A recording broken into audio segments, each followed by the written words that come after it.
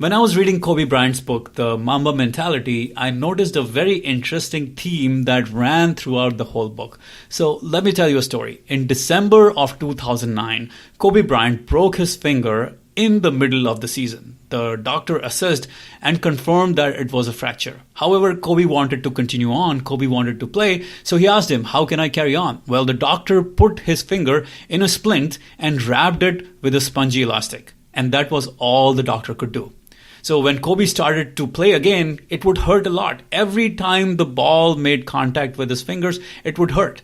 So after the injury, Kobe had to change his shooting form. Instead of shooting with the first two fingers, the middle finger became his point of release. And he had to practice a lot, physically and mentally, to drill it in. His finger often went numb from the constant pain of the ball hitting that finger. But he still won a championship that year.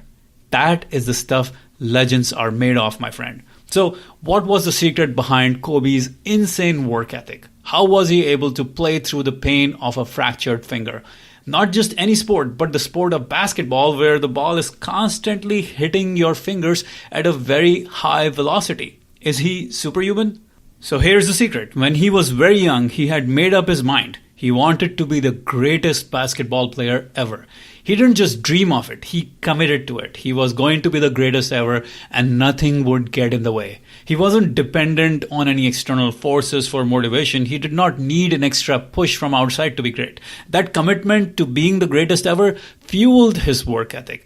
So if you want to develop Kobe Bryant-like work ethic, ask yourself, have you committed to becoming the greatest in your field? And most importantly, is that an unwavering commitment?